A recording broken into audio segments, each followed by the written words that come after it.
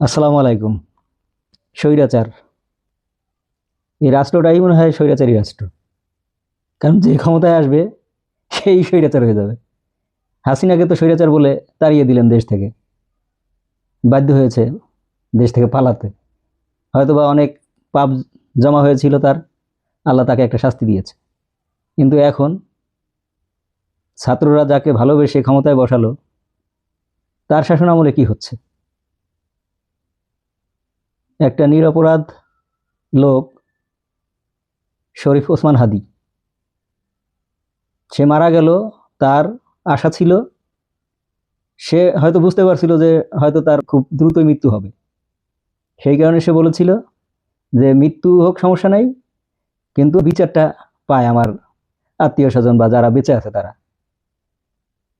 সেই বিচার পাওয়ার আশায় তার এক সহযোদ্ধা জাবের তার ইনকলাব মঞ্চ নিয়ে জাস্ট বিচার পাওয়ার আশায় সভা সমাবেশ এইগুলো করতেছিল।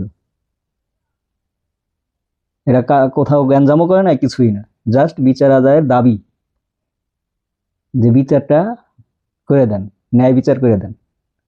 এখানেও সেই হাসিনার আমলেও যে পুলিশ সদস্যরা আপনার আগ্রাসী ভূমিকা নিয়েছিল, ঠিক সেইভাবেই এখানেও ওই জাবেরকে আহত করা হলো। আরও 40-45 জন আহত হয়েছে। তো এখন কি ডক্টর ইউনূসও স্বৈরাচার? আসলে স্বৈরাচার রাষ্ট্রপ্রধানরা না, যারা ওনাদের পরিচালনা করতেছে, উচ্চতর পর্যায়ে আছে আমলা, যাদের বলি আমরা সচিব বা মন্ত্রী পরিষদের নানা রকমের উপর লেভেলের সদস্য, বা এক এক বাহিনীর উপর লেভেলের কর্মকর্তারা,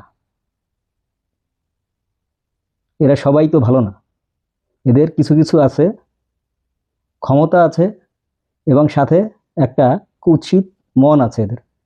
আর ওই কুৎসিত মন চরিতার্থ করতে দেয় দেশের রাষ্ট্রপ্রধানকে স্বৈরাচারে রূপান্তরিত করে।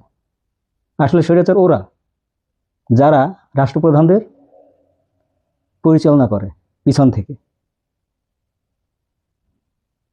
ধন্যবাদ।